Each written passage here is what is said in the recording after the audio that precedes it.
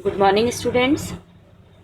आप सब ने संवदिया कहानी सुनी और उसको रिकॉर्डिंग के थ्रू भी सुना होगा।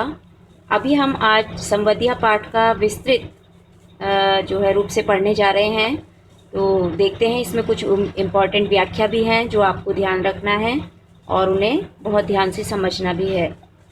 तो शुरू करते हैं पाठ संवदिया। हरगोविंद को अचरज हुआ तो आज भी किसी को संवदिया की जरूरत पड़ सकती है। इस जमाने में जबकि गांव-गांव में डाकघर खुल गए हैं, संवदिया के मार्फत संवाद क्यों भेजेगा कोई? आज भी आदमी घर बैठे ही लंका तक सब खबर भेज सकता है और वहां का कुशल संवाद मंगा सकता है, फिर उसकी बुलाहट क्यों हुई? तो हरगोविंद जो है वो संवदिया है जलालगढ़ गांव का, और संवदिया यानी संदेश वाहक, संदेश पहुंचाने का काम है उसका। जिस सुर और लय में उसे संवाद सुनाया जाता है, उसी लय और सुर में वह गए हुए गंतव्य स्थान पर जाकर अपना संवाद सुनाता है। तो आज जब बड़ी हवेली से हरगोविंद के लिए बुलावा गया, हरगोविंद संवदिया के लिए, तो उसे बड़ा आश्चर्य होता है कि आज के ज़माने में भी क्या किसी को संदेश वाहक की ज़रूरत पड़ सकती है, क्योंकि गांव में अब डाकघर खुल गए हैं। फिर संदेश वाहक के माध्यम से, मार्फत का अर्थ होता है बच्चों माध्यम, कि माध्यम से संवाद कोई क्यों भेजेगा? आज का समय तो ऐसा है कि आदमी घर बैठे ही विदेशों तक भी खबर भेज सकता है और वहाँ का कुशल संवाद मंगा सकता है। फिर बड़ी हवेली में उसे क्यों बुलाया गया है? तो हरगोविंद बड़ी हवेली की टूटी ड्योढ़ी पार कर अंदर गया। ड्योढ़ी होता है दहलीज, पार करके अंदर गया। सदा की भांति उसने वातावरण को सूंघ कर संवाद का अंदाजा लगाया। निश्चय ही कोई गुप्त समाचार ले जाना है, चांद सूरज को भी नहीं मालूम हो, परेवा पंछी तक ना जाने। परेवा पंछी, परेवा कहते हैं बच्चों कबूतर, माने पहले जो है संदेशा ले जाने का काम जो तेज उड़ने वाले पक्षी थे, कबूतर आदि, ये सब किया करते थे। तो उसने वहाँ पर जो है अपना ऐसा एहसास किया हवेली में प्रवेश करते ही कि जरूर कोई ऐसा गुप्त समाचार ले जाना है कि जिसका पता किसी को भी ना लगे, इसीलिए उसे बुलाया गया है। तो अंदर जाकर उसने कहा, पाँव लागी बड़ी बहुरिया। पाँव लागी माने पाँव लागी करना, माने प्रणाम करना। मुंह से बोलकर पैर छूने की प्रक्रिया को कहते हैं पाँव लागी। बड़ी हवेली की बड़ी बहुरिया ने हरगोविंद को पीढ़ी दी। पीढ़ी क्या होता है? एक छोटी सी बैठने का जो है पीढ़ा जिसको बोलते हैं स्थान, उसको दिया और आंख के इशारे से कुछ देर चुपचाप बैठने को कहा। बड़ी हवेली अब नाम मात्र को ही बड़ी हवेली है, जहां दिन रात नौकर नौकरानियों और जन मजदूरों की भीड़ लगी रहती थी, वहां आज हवेली की बड़ी बहुरिया अपने हाथ से सूपा में अनाज लेकर फटक रही है। इन हाथों में सिर्फ मेहंदी लगाकर ही गांव की नाइन परिवार पालती थी। कहाँ गए वे दिन? हरगोविंद ने लंबी सांस ली। अब बड़ी हवेली में हरगोविंद जब पहुंचा तो बड़ी बहुरिया ने उसको बैठने के लिए पीढ़ी दी और रस्सी से बुना हुआ एक छोटा सा आसन होता है जिसको पीढ़ा बोलते हैं, तो बैठने के लिए दिया और उसको इशारे से चुपचाप बैठने के लिए कहा। हरगोविंद जो है वो हवेली को देखता रहा और उसके मन में तरह तरह के विचार आते रहे। ये पैराग्राफ बच्चों व्याख्या के लिए बहुत बहुत इम्पोर्टेंट है। और वो सोचने लगा कि पहले कभी दिन थे बड़ी हवेली के जब इसकी एक अलग शान शौकत हुआ करती थी, लेकिन अब बड़ी हवेली केवल नाम मात्र की ही हवेली रह गई है। इसका नाम ही नाम रह गया है कि यहाँ कभी ऐसा दिन था कि नौकर नौकरानियों और मजदूरों की भीड़ लगी रहती थी, लेकिन आज कौन से दिन है कि आज हवेली की जो बड़ी बहुरिया है वो अपने हाथों में से सूपा में अनाज लेकर फटक रही है। सूप कहते हैं छाछ को, जिसमें अनाज को फटका जाता है, साफ किया जाता है। तो ऐसे दिन आ गए हैं कि कभी वो भी दिन थे कि जब बड़ी बहुरिया के हाथों में मेहंदी लगाने मात्र से ही गांव की नाइन अपने परिवार का पेट पालती थी। जो गांव की नाइन थी उसको बड़ी बहुरिया के हाथों में मेहंदी लगाने से ही इतना रुपया, इतना पैसा मिल जाता था कि उसके सारे परिवार का पालन पोषण हो जाता था। लेकिन आज दिन बदल गए, क्योंकि परिवर्तन ही प्रकृति का नियम है। एक ना एक दिन सब कुछ बदलता ही है। तो आज ऐसे दिन आ गए हैं कि बड़ी बहुरिया अपने हाथ से जो है अनाज कर रही है। हरगोविंद ने गहरी लंबी सांस ली और सोचने लगा, कहाँ गए वे दिन? माने कि दिन सदैव कभी एक से नहीं रहते। मनुष्य के जीवन में कभी सुख के क्षण होते हैं तो कभी दुख उसके जीवन में आता है। तो अब बड़े भैया के मरने के बाद ही जैसे सब खेल खत्म हो गया। जो बड़ी बहुरिया के पति थे बड़े भैया, वो मर गए, उनकी मृत्यु हो गई और 1 घंटे की बीमारी में ही वो चल बसे। और उनके जो है मरते ही, उनकी मृत्यु के बाद ही बड़ी हवेली की शान शौकत खत्म होने लगी। जो बाकी 3 भाई थे उन्होंने आपस में लड़ाई झगड़ा शुरू कर लिया। रैयतों ने जमीन पर दावे करके दखल किया। रैयतों ने जो उनकी प्रजा थी, माने जो उनके साथ काम करते थे, जो उन्होंने ज़मीन पर दावे करने शुरू कर दिए और कब्जा दिखाना शुरू कर दिया कि ये ज़मीन उनकी है। फिर तीनों भाई गांव छोड़कर शहर में जा बसे। रह गई बड़ी बहुरिया, कहाँ जाती बेचारी। भगवान भले आदमी को ही कष्ट देते हैं, नहीं तो 1 घंटे की बीमारी में बड़े भैया क्यों मरते। बड़ी बहुरिया के हाथों से, बड़ी बहुरिया की देह से जेवर छीन कर बंटवारे की लीला हुई थी। हरगोविंद ने देखी है अपनी आंखों से द्रौपदी चीरहरण की लीला। बनारसी साड़ी को 3 टुकड़े करके बंटवारा किया था निर्दय भाइयों ने। बेचारी बड़ी बहुरिया। हरगोविंद ये सब वहाँ बैठा बैठा सोच रहा है और सोचता है कि आदमी भले आदमी को ही कष्ट देते हैं। और जो सज्जन थे बड़ी बहुरिया के पति, वो 1 घंटे की बीमारी में ही मृत्यु को प्राप्त हो गए। और बाकी जो 3 भाई थे, जो बड़ी बहुरिया के देवर थे, उन्होंने एक एक चीज को 3-3 भागों में बांट लिया था। हरगोविंद ने खुद ये बंटवारे की लीला अपनी आंखों से देखी थी कि अगर एक साड़ी भी है तो उसके भी 3 टुकड़े किए गए थे, यानी हर चीज को बराबर भागों में बांट लिया था निर्दयी भाइयों ने। और बेचारी बड़ी बहुरिया जो है वो ऐसे ही रह गई थी। तो हरगोविंद जो है ये बात वहाँ पर बैठा बैठा सोच रहा है, क्योंकि बड़ी बहुरिया ने अभी उसे चुप रहने का इशारा किया था। क्यों किया था इशारा? क्योंकि गांव की मोदियाइन बूढ़ी न जाने कब से आंगन में बैठकर बड़बड़ा रही थी। उधार का सौदा खाने में बड़ा मीठा लगता है और दाम देते समय मोदियाइन की बात बड़ी कड़वी लगती है। मैं आज दाम लेकर ही उठूंगी। गांव की एक बूढ़ी मोदियाइन जो है वो आंगन में बैठी हुई थी बड़ी बहुरिया के, और उसे सुनाई जा रही थी, भला बुरा कह रही थी कि उधार का सौदा खाने में बहुत मीठा लगता है और दाम देते समय मोदियाइन की बात बड़ी कड़वी लगती है। यानी बड़ी बहुरिया ने उससे पैसा लिया होगा, आज वो अपने पैसे वसूल करने के लिए उसके आंगन में बैठी हुई थी। और बड़ी बहुरिया जो है वो अपना संवाद मोदियाइन के सामने हरगोविंद को नहीं बताना चाहती थी। लेकिन जब तक वो जाएगी नहीं तो बड़ी बहुरिया संवाद कहेगी कैसे। बड़ी बहुरिया ने इस बात का कोई जवाब नहीं दिया।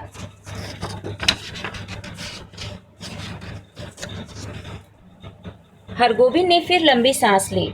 जब तक ये मोदियाइन आंगन से नहीं टलती, बड़ी बहुरिया हरगोविंद से कुछ नहीं बोलेगी। वह अब चुप नहीं रह सका। मोदियाइन काकी, बाकी बकाया वसूलने का ये काबुली कायदा तो तुमने खूब सीखा है।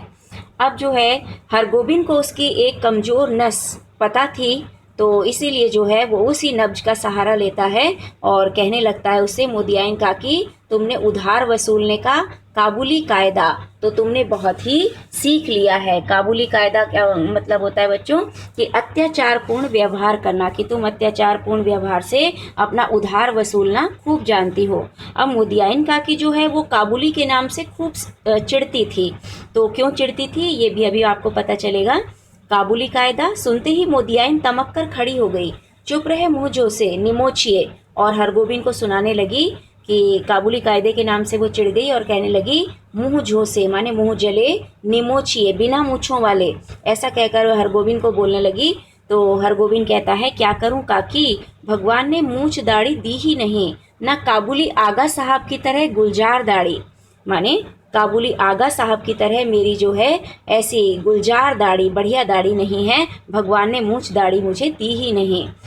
फिर मोदियाइन कहती है, फिर काबुली का नाम लिया तो जीभ पकड़कर खींच लूंगी। हरगोविंद ने जीभ बाहर निकाल कर दिखलाई, अर्थात खींच ले। तो हरगोविंद उसे चिढ़ाने लगा और जीभ भी निकाल कर दिखा दी कि खींच ले। तो अब क्यों चिढ़ती थी मोदियाइन काकी उसके नाम से? 5 साल पहले गुल मोहम्मद आगा उधार कपड़ा लगाने के लिए गांव में आता था और मोदियाइन के उसारे पर दुकान लगाकर बैठता था। आगा कपड़ा देते समय बहुत मीठा बोलता था और वसूली के समय जोर जुल्म से एक का दो वसूलता। एक बार कई उधार लेने वालों ने मिलकर काबुली की ऐसी मरम्मत कर दी कि फिर लौटकर गांव में नहीं आया। लेकिन इसके बाद ही दुखनी मोदियाइन लाल मोदियाइन हो गई। काबुली क्या, काबुली बादाम के नाम से भी चिढ़ने लगी मोदियाइन। गांव के नाचने वालों ने नाच में काबुली का स्वांग किया था। तुम हमारा मुल्क जाएगा मोदियाइन, हम काबुली बादाम पिस्ता अखरोट खिलाएगा। तो देखिए क्या हुआ था कि लगभग 5 वर्ष पहले की बात है। कोई गुल मोहम्मद आगा नाम का व्यक्ति जो है वो काबुल से आया था और वो उधार कपड़ा जो है गांव वालों को बेचता था और वो अपने कपड़े की दुकान लगाता था मोदियाइन काकी के उसारे में, बरामदे में। तो गांव वालों को कपड़ा देते समय वो जो है बहुत मीठा बोलता था ताकि उसके कपड़े बिक जाएं और उधार भी दे देता था। लेकिन जब वसूली का टाइम आता था पैसे लेने का गांव वालों से, तो जोर जुल्म से एक के दो वसूलता था, माने जितने का कपड़ा था उससे डबल वो उनकी जो है पेमेंट लेता था। तो एक बार जब कई उधार वालों से ऐसा ही उसने अत्याचार किया, उनसे वसूली की, तो उन्होंने उसकी मिलकर काबुली मोहम्मद आगा की मरम्मत कर दी, पिटाई कर दी और फिर वो लौटकर गांव में नहीं आया। तो मोदियाइन काकी जो सबके हमदर्द बनती थी, बड़ी सहयोग करती थी सबका, उसी दिन से वो लाल मोदियाइन हो गई। माने वो जो है बहुत गुस्सा करने लगी गांव वालों पर और काबुली क्या, काबुली के नाम से ही नहीं, काबुली बादाम के नाम से भी चिढ़ने लगी। बादाम जो है बच्चों, काबुल के बादाम बड़े फेमस होते हैं, इसलिए काबुली बादाम के नाम से भी वो चिढ़ने लगी और गांव वाले जानबूझकर उसे काबुली काबुली के नाम से चिढ़ाते थे। और गांव वालों ने अपने जो है स्टेज पर एक प्ले किया जिसमें काबुली का नाटक भी कर डाला। स्वांग करना माने एक ऐसा प्ले किया था उन्होंने, नाटक किया था और उसमें काबुली की बोली में ही वो जो है इस तरह का नाटक कर रहे थे। तुम हमारा मुल्क जाएगा मोदियाइन, हम काबुली बादाम पिस्ता अखरोट खिलाएगा। तो अब जो है ये सब कहकर हरगोबिन उसे चिढ़ाता है तो मोदियाइन बड़बड़ाती गाली देती हुई चली गई। तो बड़ी बहुरिया ने हरगोबिन से कहा, हरगोबिन भाई तुमको एक संवाद ले जाना है आज ही, बोलो जाओगे ना? कहाँ? मेरी माँ के पास। हरगोबिन बड़ी बहुरिया की छल छलाई आंखों में डूब गया। कहिए क्या संवाद है? संवाद सुनाते समय बड़ी बहुरिया सिसकने लगी माने धीमे धीमे रोने लगी, गहरी सांस लेकर। तो हरगोबिन की आंखें भी भर आई। बड़ी हवेली की लक्ष्मी को पहली बार इस तरह सिसकते देखा है। आज तक कभी ऐसा नहीं हुआ था कि बड़ी बहुरिया इस तरह रोई हो। तो आज पहली बार वो बड़ी हवेली की लक्ष्मी जैसी बड़ी बहुरिया को इस तरह रोते देख रहा है। वह बोला, बड़ी बहुरिया दिल को कड़ा कीजिए, अपने दिल को मजबूत कीजिए। और कितना कड़ा करूं दिल? माँ से कहना, मैं भाई भाभीियों की नौकरी करके पेट पालूंगी, बच्चों की जूठन खाकर एक कोने में पड़ी रहूंगी, लेकिन यहाँ अब नहीं रह सकूंगी। कहना, यदि माँ मुझे यहाँ से नहीं ले जाएगी तो मैं किसी दिन गले में घड़ा बांधकर पोखरे में डूबकर मरूंगी। तो बथुआ साग खाकर कब तक जीऊं? किस लिए, किसके लिए?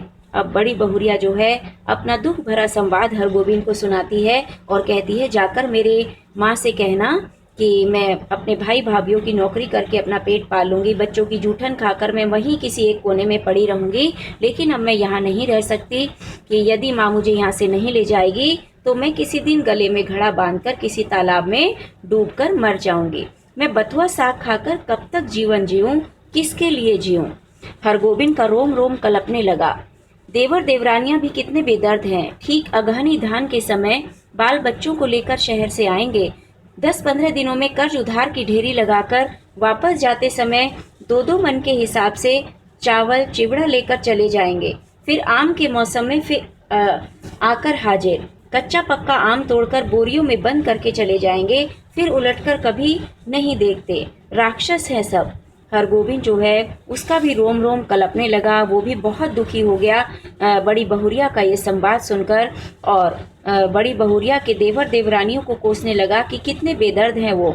अपनी फसल के टाइम पर आते हैं, जब चावल की फसल आती है अगहन के महीने में, तब बाल बच्चों को लेकर शहर से आ जाएंगे और 10-15 दिन वहाँ रुकेंगे और कर्ज उधार की ढेरी बड़ी बहुरिया के नाम से लगाकर जाते समय अपना हिस्सा बांट कर ले जाएंगे।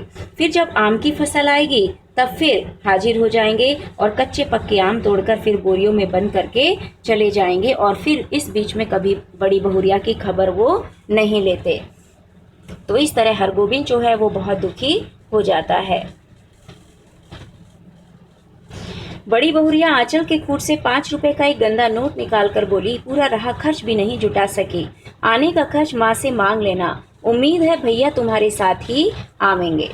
तो अब बड़ी बहुरिया ने हरगोविंद को देने के लिए किराए के लिए 5 रुपए का एक नोट अपने धोती के आंचल में से निकाला और कहा कि आज जब आओगे तो आने का खर्च माँ से ले लेना और मुझे उम्मीद है कि मेरे भाई तुम्हारे साथ ही आ जाएंगे मुझे लेने के लिए। हरगोविंद बोला, बड़ी बहुरिया रहा खर्च देने की जरूरत नहीं, मैं इंतजाम कर लूँगा। तुम कहाँ से इंतजाम करोगे? मैं आज 10 बजे की गाड़ी से ही जा रहा हूँ। बड़ी बहुरिया हाथ में नोट लेकर चुपचाप भाव शून्य दृष्टि से, भाव शून्य, कोई भाव उसके चेहरे पर नहीं था, एक्सप्रेशन लेस थी वो, माने भाव शून्य, किसी तरह का कोई भाव नहीं था, हरगोविंद को देखती रही। हरगोविंद हवेली से बाहर आ गया। उसने सुना बड़ी बहुरिया कह रही थी, मैं तुम्हारी राह देख रही हूँ। संवदिया अर्थात संदेश वाहक। हरगोविंद संवदिया, संवाद पहुंचाने का काम सभी नहीं कर सकते। आदमी भगवान के घर से संवदिया बनकर आता है। संवाद के प्रत्येक शब्द को याद रखना, जिस सुर और स्वर में संवाद सुनाया गया है ठीक उसी ढंग से जाकर सुनाना सहज काम नहीं। गांव के लोगों की गलत धारणा है कि निठल्ला, कामचोर और पेटू आदमी ही संवदिया का काम करता है। न आगे नाथ न पीछे पगहा, बिना मजदूरी लिए ही जो गांव गांव संवाद पहुंचावे उसको और क्या कहेंगे? औरतों का गुलाम। जरा सी मीठी बोली सुनकर ही नशे में आ जाए, ऐसे मर्द को भी भला मर्द कहेंगे? किंतु गांव में कौन ऐसा है जिसके घर की माँ बहू बेटी का संवाद हरगोविंद ने नहीं पहुंचाया है, लेकिन ऐसा संवाद पहली बार ले जा रहा है वह। तो हरगोविंद संवदिया के बारे में लेखक फणीश्वर नाथ रेणु लिखते हैं कि संवाद पहुंचाने का काम सभी नहीं कर सकते, क्योंकि ईश्वर जो है उसने हर इंसान को एक एक काबिलियत दी है, योग्यता दी है, और जो टैलेंट उसके अंदर है वो अपनी भूमिका इस धरती पर व्यक्ति पूरी करता है। तो ऐसे ही संदेश वाहक की भी एक भूमिका होती है, वो भी भगवान के घर से संवदिया बनकर ही आता है। तो संवाद के प्रत्येक शब्द को याद रखना, माने जिस तरह से उसे संवाद कहा गया उसी लहजे में जाकर उस जगह पर सुनाना ये आसान काम नहीं है। लेकिन गांव वालों की गलत धारणा है हरगोविंद के प्रति, संवदिया के प्रति। क्या कहते हैं? वो कहते हैं कि जो निठल्ला है, जिसके पास कोई काम नहीं, जो कामचोर है और पेटू आदमी, माने जिसको वहां जाकर दावत खाने की आदत हो, क्योंकि वो दूसरे गांव का संवाद लेकर जाता है तो उसे बढ़िया खाने के लिए मिलता है। तो निठल्ला, कामचोर, पेटू आदमी ही संवदिया का काम करता है। न आगे नाथ न पीछे पगहा, जिसके आगे पीछे कोई ना हो, जो सब तरह की जिम्मेदारी से मुक्त हो, वो ही ये काम कर सकता है। और बिना मजदूरी लिए ही जो बेवजह गांव गांव जाकर संवाद पहुंचाए उसको क्या कहेंगे? उसको तो औरतों का गुलाम ही कहेंगे। औरतों की मीठी बोली सुनते ही जो नशे में आ जाए, ऐसे मर्द को भी भला मर्द कहेंगे। लेकिन गांव में ऐसा कोई नहीं है जिसके घर की माँ बहू बेटी का संवाद हरगोविंद ने उनके भेजे गए स्थान पर नहीं पहुंचाया है। लेकिन आज ऐसा दुख भरा संवाद लेकर वो पहली बार जलालगढ़ गांव से जा रहा है। गाड़ी पर सवार होते ही हरगोविंद को पुराने दिनों और संवादों की याद आने लगी। एक करुण गीत की भूली हुई कड़ी फिर उसके कानों के पास गूंजने लगे। जो पुराने गीत थे उसके बोल उसके कानों में गूंजने लगे। पैया पड़ो दाढ़ी धरो, हमारो संवाद दे ले जाऊ रे संवदिया। माने कोई महिला गीत गा रही है कि मैं तुम्हारे पैरों पड़ती हूँ, तुम्हें बहुत सम्मान देती हूँ कि हे संवदिया तुम हमारा संवाद ले जाओ। तो ये गीत वो गुनगुनाने लगा। बड़ी बहुरिया के संवाद का प्रत्येक शब्द उसके मन में कांटे की तरह चुभ रहा है। किसके भरोसे यहाँ रहूंगी? एक नौकर था, वह भी कल भाग गया। गाय खूंटे से बंधी भूखी प्यासी ही कर रही है। मैं किसके लिए इतना दुख झेलूं? तो बार बार बड़ी बहुरिया के संवाद हरगोविंद के कानों में गूंज रहे थे, कांटे की तरह चुभ रहे थे, जो ये बार बार उससे कह रही थी कि मैं किसके भरोसे यहाँ रहूं। एक नौकर जो देखभाल के लिए यहाँ रहता था, उसको भी जब पैसा नहीं मिलता था, जो तनख्वाह नहीं मिलती थी, तो वो भी कल यहाँ से चला गया। एक गाय थी, वो भी जो खूंटे से बंधी हुई, भूखी प्यासी, उसे भी खाने के लिए कुछ नहीं मिलता, भूसा नहीं मिलता, वो भी रंभाती रहती है। मैं किसके लिए इतना दुख झेलूं? हरगोविंद ने अपने पास बैठे हुए एक यात्री से पूछा, क्यों भाई साहब, थाना बिहपुर में डाकगाड़ी रुकती है या नहीं? अब इन संवादों से बचने के लिए, इन दुख भरे संवादों से बचने के लिए हरगोविंद ने अपने पास बैठे हुए एक यात्री से पूछना शुरू किया कि भाई, थाना बिहपुर जहाँ उसे जाना था, वहाँ ये डाकगाड़ी रुकेगी या नहीं? यात्री ने मानो कुड़कर कहा, कुड़कर माने चिढ़कर कहा, थाना बिहपुर में सभी गाड़ियाँ रुकती हैं। हरगोविंद ने भांप लिया, यह आदमी चिड़चिड़े स्वभाव का है, इससे कोई बात नहीं जमेगी। वह फिर बड़ी बहुरिया के संवाद को मन ही मन दोहराने लगा, लेकिन संवाद सुनाते समय वह अपने कलेजे को कैसे संभाल सकेगा? बड़ी बहुरिया संवाद कहते समय जहाँ जहाँ रोई है, वहाँ वह भी रोएगा।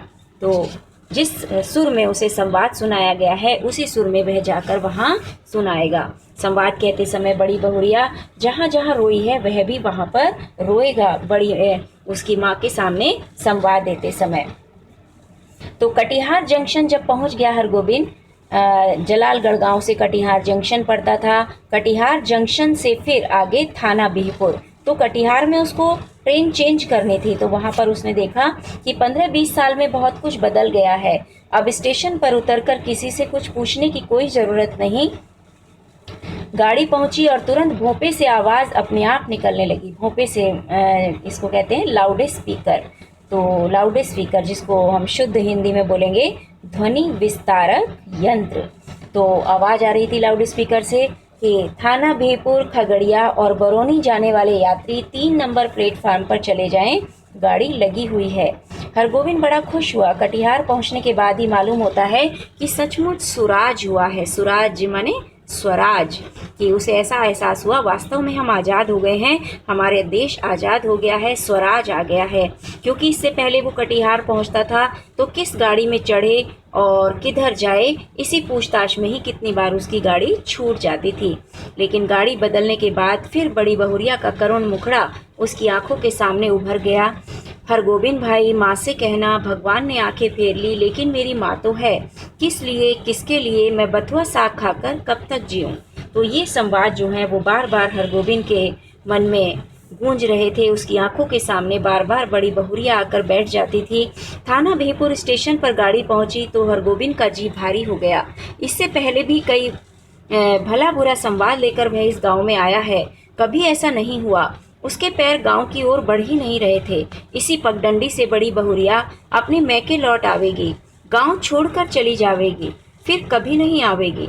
तो थाना बिहपुर स्टेशन पर पहुंचकर जो है वो सोचने लगा कि पहले भी वो इस गांव में कई बार आया है, लेकिन आज जो उसके साथ हो रहा है, पहले कभी ऐसा नहीं हुआ कि उसके पैर जो हैं गांव की तरफ बढ़ ही नहीं रहे थे। कि जब वो उसकी माँ को उसका संवाद सुनाएगा बड़ी बहुरिया का, तो इसी पगडंडी से, इसी छोटे छोटे रास्तों से बड़ी बहुरिया अपने मैके आ जाएगी और गांव छोड़कर चली जाएगी और फिर जलालगढ़ कभी वापस नहीं आएगी। हरगोविंद का मन कलपने लगा, तब गांव में क्या रह जाएगा? गांव की लक्ष्मी ही गांव छोड़कर जावेगी, किस मुंह से वह ऐसा संवाद सुनाएगा?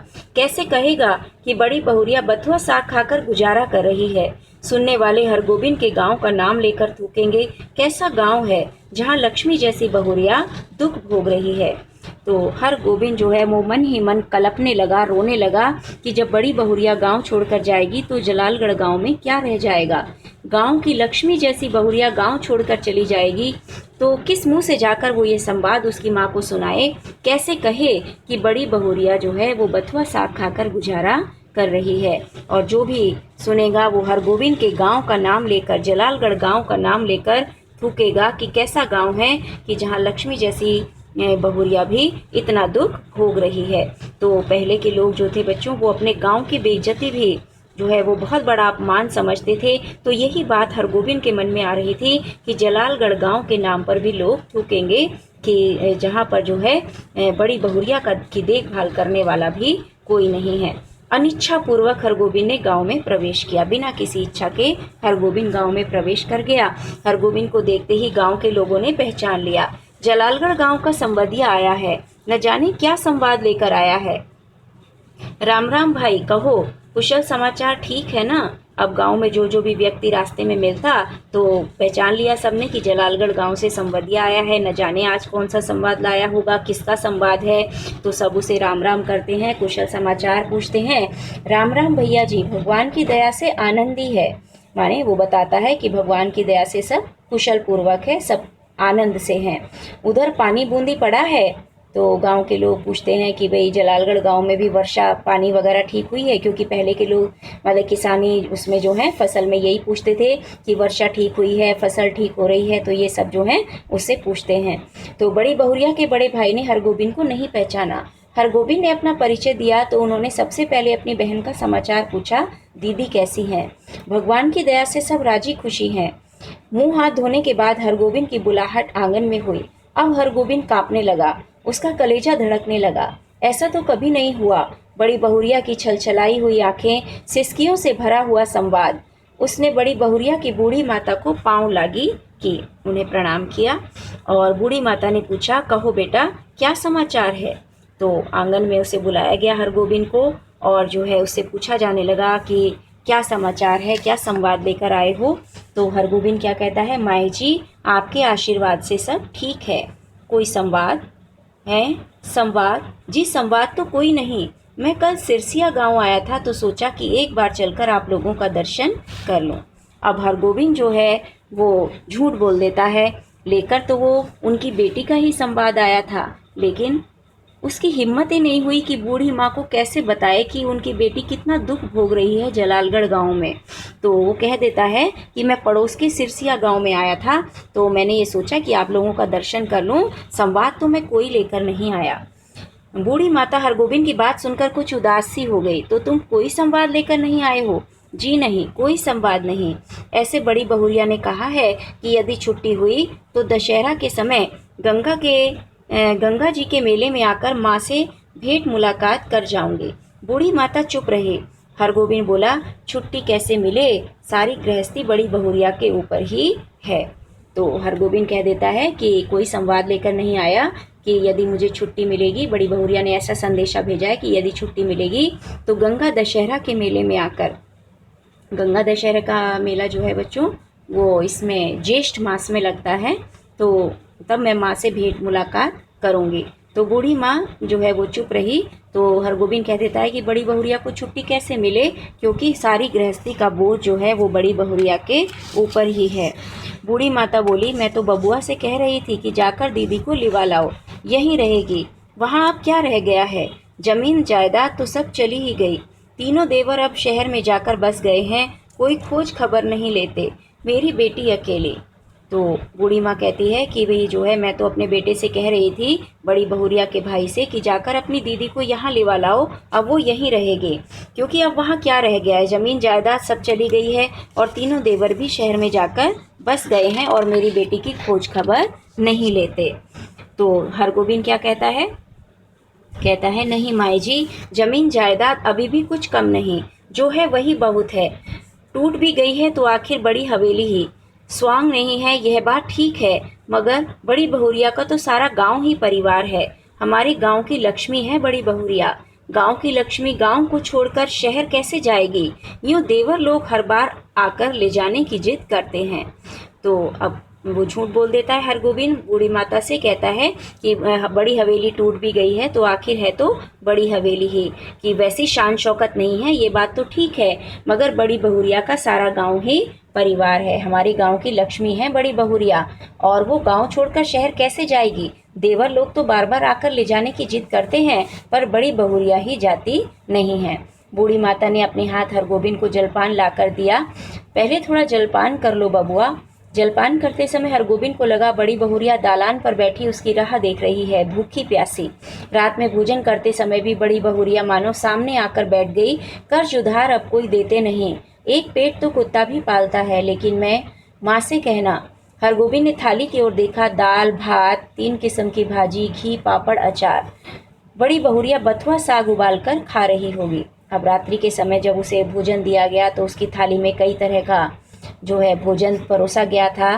दाल भात, दाल चावल, 3 किस्म की सब्जी, घी, पापड़, अचार। तो उसे बार बार ध्यान आया कि बड़ी बहुरिया जो है वो गांव में बथुआ साग उबाल कर खा रही होगी, और बार बार उसके मन में बड़ी बहुरिया के संवाद आकर हलचल मचा रहे थे। बूढ़ी माता ने कहा, क्यों बबुआ, खाते क्यों नहीं? माए जी, पेट भर जलपान जो कर लिया है कि मैंने पहले ही जलपान कर लिया, इसे अब मुझे भूख नहीं है। अरे जवान आदमी तो 5 बार जलपान करके भी 1 थाल भात खाता है। हरगोविंद ने कुछ नहीं खाया, खाया नहीं गया। संवदिया डटकर खाता है और अफरकर सोता है। तो संवदिया के लिए एक विशेष रूप से कथन कहा है लेखक ने कि जो संवदिया होता है, जो संदेश वाहक होता है, जो किसी गांव में संवाद लेकर जाता है, वो वहां पर डट कर खाता है, माने पेट भरकर भोजन करता है और पेट भर के वो गहरी नींद सो जाता है। उसे किसी की भावनाओं से कोई लेना देना नहीं होता। वो भावनाओं की तरफ से पूर्णतः निश्चिंत होता है। उसका काम होता है संवाद सुनाना। जिस लहजे में संवाद कहा गया वो उसमें सुनाकर निश्चिंत हो जाता है। लेकिन ये हरगोविंद कैसा संवदिया है, ये आज संवाद ही नहीं सुना पाया और बड़ी बहुरिया के संवाद बार बार उसके मन में गूंज रहे थे। हरगोविंद को नींद नहीं आ रही है। यह उसने क्या किया, क्या कर दिया, वह किस लिए आया था, क्यों झूठ बोला? नहीं नहीं, सुबह उठते ही वह बूढ़ी माता को बड़ी बहुरिया का सही संवाद सुना देगा, अक्षर अक्षर। माए जी, आपकी इकलौती बेटी बहुत कष्ट में है। आज ही किसी को भेजकर बुलवा लीजिए, नहीं तो वह सचमुच कुछ कर बैठेगी। आखिर किसके लिए वह इतना सहेगी? बड़ी बहुरिया ने कहा है कि भाभी के बच्चों की जूठन खाकर वह एक कोने में पड़ी रहेगी। रात भर हरगोविंद को नींद नहीं आई। आंखों के सामने बड़ी बहुरिया बैठी रही सिसकती, आंसू पोंछती हुई। सुबह उठकर उसने दिल को कड़ा किया। वह संवदिया है, उसका काम है सही सही संवाद पहुंचाना। वह बड़ी बहुरिया का संवाद सुनाने के लिए बूढ़ी माता के पास जा बैठा। बूढ़ी माता ने पूछा, क्या है बबुआ, कुछ कहोगे? माई जी, मुझे इसी गाड़ी से वापस जाना होगा, कई दिन हो गए। अरे इतनी जल्दी क्या है, 1 आध दिन रहकर मेहमानी कर लो। नहीं माई जी, इस बार आज्ञा दीजिए, दशहरा में मैं भी बड़ी बहुरिया के साथ आऊंगा, तब डट कर 15 दिनों तक मेहमानी करूंगा। अब सुबह के समय सोचा था हरगोविंद ने कि वो बड़ी बहुरिया का संवाद जरूर उसकी बूढ़ी माता को सुना देगा, क्योंकि उसका काम है सही सही संवाद पहुंचाना। लेकिन वह फिर भी सुबह के समय भी नहीं संवाद कह सका और बूढ़ी माता से बोला कि मुझे अभी इसी गाड़ी से वापस जाना है और मैं भी बड़ी बहुरिया के साथ जब आऊँगा छुट्टियों में तो अब यहाँ रहकर मेहमानदारी करूँगा। तो बूढ़ी माता बोली, ऐसी जल्दी थी तो आए ही क्यों? सोचा था बिटिया के लिए दही चूड़ा भेजूंगी, सो दही तो नहीं हो सकेगा आज, थोड़ा चूड़ा है बासमती धान का, लेते जाओ। तो माँ कहती है कि इतनी जल्दी थी तो फिर यहाँ आए ही क्यों? मैंने सोचा था दही जो है घर का दही जमा कर बेटी के लिए भेजूंगी, लेकिन दही तो अब नहीं हो सकेगा इतनी जल्दी। बासमती धान का चिवड़ा है, ये लेते जाओ। चूड़ा की पोटली बगल में लेकर हरगोविंद आंगन से निकला तो बड़ी बहुरिया के बड़े भाई ने पूछा, क्यों भाई, राहकश तो है? हरगोविंद बोला, भैया जी आपकी दुआ से किसी बात की कमी नहीं। तो बड़े भाई से वो राह खर्च भी नहीं लेता। स्टेशन पर पहुंचकर हरगोविंद ने हिसाब किया, उसके पास जितने पैसे हैं उससे कटिहार तक का टिकट ही वह खरीद सकेगा, और यदि चवन्नी नकली साबित हुई तो सैमापुर तक ही। बिना टिकट के वह एक स्टेशन भी नहीं जा सकेगा। डर के मारे उसकी देह का आधा खून सूख जाएगा। गाड़ी में बैठते ही उसकी हालत अजीब हो गई। वह कहाँ आया था, क्या करके जा रहा है, बड़ी बहुरिया को क्या जवाब देगा? यदि गाड़ी में निर्गुण गाने वाला सूरदास नहीं आता तो न जाने उसकी क्या हालत होती। सूरदास के गीतों को सुनकर उसका जी स्थिर हुआ थोड़ा। तो अब जो है जब वो ट्रेन में बैठ गया तो उसने हिसाब लगाया कि उसके पास जो है वो जितने पैसे हैं उससे वो कटिहार जंक्शन तक ही जा सकता है, उससे आगे वो जा ही नहीं पाएगा। और यदि उसमें भी 25 पैसे अगर किसी ने खोटे बता दिए, सिक्का नकली साबित हो गया, तो उसे उससे पहले ही सैमापुर में ही उतरना पड़ेगा। तो वो बहुत डर गया था और उसकी हालत बड़ी अजीब हो गई कि वो संवाद जो कहने आया था वो भी नहीं कह पाया। बड़ी बहुरिया को जाकर जवाब क्या देगा? तो अब गाड़ियों में जो है कई बार ऐसे जो है अंधे व्यक्ति चढ़ते हैं जो गाना गाते हैं और भीख मांगकर जो है जो यात्री होते हैं उनसे पैसे लेते हैं। तो ऐसा भजन गाने वाला एक सूरदास, एक अंधा व्यक्ति गाड़ी में चढ़ा तो उसके गीत से, उसके भजन से हरगोविंद का मन थोड़ा शांत हुआ और वो भजन बड़े ध्यान से सुनने लगा। गाना था, उसका भजन था कि आहो रामा नेहरा को सुख सपन भयो सब, देश पिया को डोलिया चली, रो भाई रो मती यही करम की गति। तो ऐसा कोई भजन जो है वो सूरदास जो है वो गा रहा था कि हे राम नेहरा को सुख सपन भयो। अब कि नेहरा, नेहरा वैसे जो हम भजनों में गाते हैं तो नहर यानी मायका जो है वो ये संसार कहलाता है, और देश पिया को, पिया का जो देश है वो है परलोक। तो इसीलिए वो ये गीत गाता है कि नेहरा को सुख सपन भयो, माने इस देश का, इस लोक का सुख जो है वो अब सपना बन गया है और अब दूसरी लोक की तरफ ये जो है डोली चल पड़ी है। हे भाई रो मत यही कर्म की गति है। तो ऐसा एक भजन जो है वो अंधा व्यक्ति ट्रेन में गा रहा था। तो अब उसका मन जो है वो बहुत शांत हुआ। अब सूरदास जब चला गया, जब वो अंधा व्यक्ति गाड़ी से चला गया तो उसके मन में बैठी हुई बड़ी बहुरिया फिर रोने लगी। किसके लिए इतना दुख समूह, बार बार फिर बड़ी बहुरिया के संवाद उसे याद आने लगे। 5 बजे भोर में वह कटिहार स्टेशन पहुंचा। भोंपे से आवाज़ आ रही थी, बैरगादी, कुसियार और जलालगढ़ जाने वाले यात्री 1 नंबर प्लेटफॉर्म पर चले जाएं। तो अब 1 नंबर प्लेटफॉर्म पर गाड़ी लगी हुई थी जलालगढ़ गांव जाने के लिए, लेकिन उसके पास तो पैसे ही नहीं हैं, उसके पास तो कटिहार तक का ही टिकट था। अब तो उसे यहाँ से पैदल ही जाना होगा। हरगोविंद को जलालगढ़ जाना है, किंतु वह 1 नंबर प्लेटफॉर्म पर कैसे जाएगा? उसके पास तो कटिहार तक का ही टिकट है। जलालगढ़ 20 कोस की, ये जो बच्चों कोस होता है ये होता है दूरी मापने का यंत्र। 1 कोस यानी 2.5 किलोमीटर के बराबर होता है। तो 20 कोस उसे चलकर जाना है। बड़ी बहुरिया राह देख रही होगी, 20 कोस की मंजिल भी कोई दूर की मंजिल है, वह पैदल ही जाएगा। हरगोविंद महावीर विक्रम बजरंगी का नाम लेकर पैदल ही चल पड़ा। हनुमान जी का नाम लेकर हनुमान चालीसा पढ़ते पढ़ते वो पैदल ही चल पड़ता है जलालगढ़ गांव की ओर। 10 कोस तक वह मानो बाई के झोंके पर रहा, माने तेज गति से चलता रहा। कस्बा शहर पहुंचकर उसने पेट भर पानी पी लिया। पोटली में नाक लगाकर उसने सूंघा, आहा बासमती धान का चूड़ा है, माँ की सौगात बेटी के लिए। नहीं, वह इससे 1 मुट्ठी भी नहीं खा सकेगा। उसे भूख लगी हुई थी तो उसने पानी तो पी लिया पेट भर कर। अब जो माँ ने अपनी बेटी के लिए चिवड़ा बांध कर दिया था पोटली में, उसने नाक लगाकर सूंघा तो बहुत अच्छी खुशबू आ रही थी। बासमती चावलों का वो चिवड़ा था, तो एक माँ का तोहफा था अपनी बेटी के लिए। उसने सोचा कि वो इसमें से 1 मुट्ठी भी नहीं खा सकेगा, लेकिन बार बार वो यही सोचता रहा कि वो जाकर वहाँ बड़ी बहुरिया को क्या जवाब देगा। उसके पैर लड़खड़ाए। अभी वह कुछ नहीं सोचेगा, अभी सिर्फ चलना है, जल्दी पहुँचना है गाँव। बड़ी बहुरिया की डबडबाई हुई आंखें उसको गांव की ओर खींच रही थी। मैं बैठी राह ताकती रहूंगी। 15 कोस, माँ से कहना अब नहीं रह सकूंगी। 16, 17, 18 जलालगढ़ स्टेशन का सिग्नल दिखाई पड़ता है। गांव का ताड़ सिर ऊंचा करके उसकी चाल को देख रहा है। उस ताड़ के नीचे बड़ी हवेली के दलान पर चुपचाप टकटकी लगाकर राह देख रही है बड़ी बहुरिया, भूखी प्यासी। हमरो संवाद ले जाऊ रे संवदिया। तो 18 कोस तक वो पहुंच गया है। अब जलालगढ़ स्टेशन का सिग्नल भी दिखाई पड़ने लगा।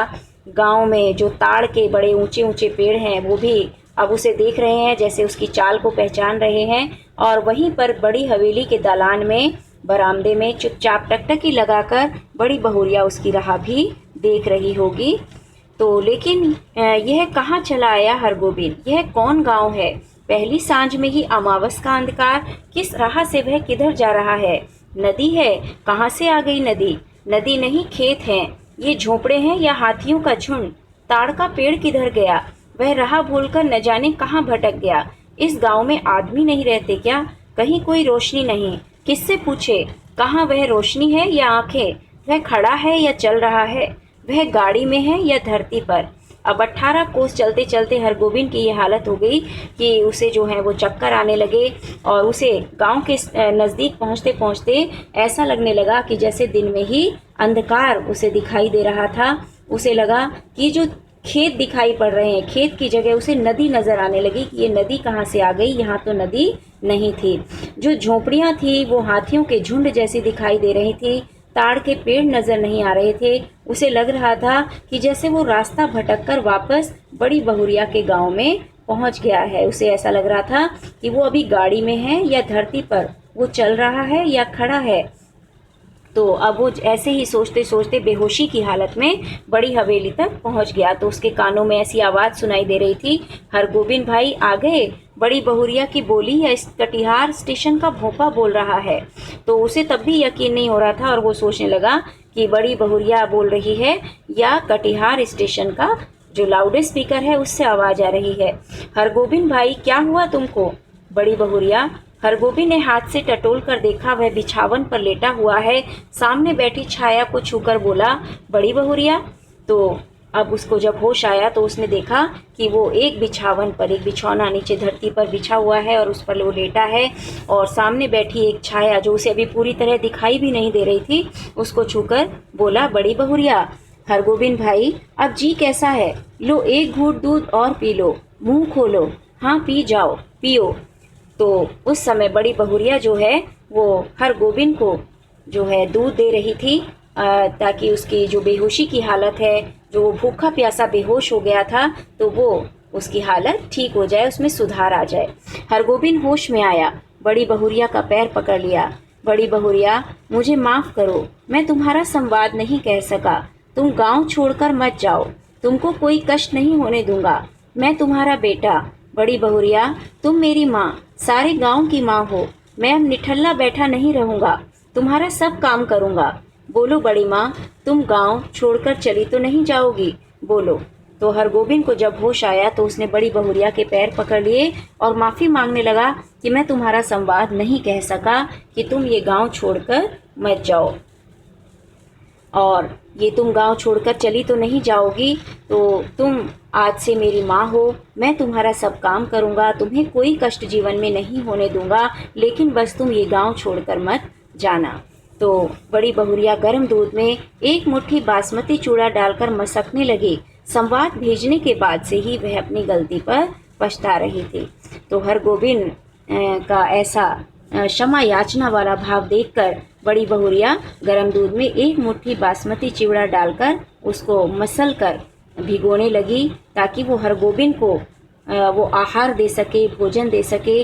वो खुद भी पछता रही थी कि क्यों उसने हरगोविंद के हाथ ऐसा संवाद अपनी माँ के पास भेजा, क्योंकि वो नहीं चाहती थी उसके इतने दुख भरे संवाद से उसकी माँ जो है वो दुखी हो जाए, तो इसीलिए वो स्वयं पछता रही थी। तो आज वो प्रसन्न थी कि अच्छा हुआ जो हरगोविंद ने ये संवाद उसकी माँ से नहीं कहा। तो बच्चों, आपने ये कहानी सुनी संवदिया। आप इसको अच्छे से 2-3 बार, एक बार इस चैप्टर को पढ़ेंगे और फिर हम इसके क्वेश्चन आंसर नेक्स्ट क्लास में करेंगे। धन्यवाद।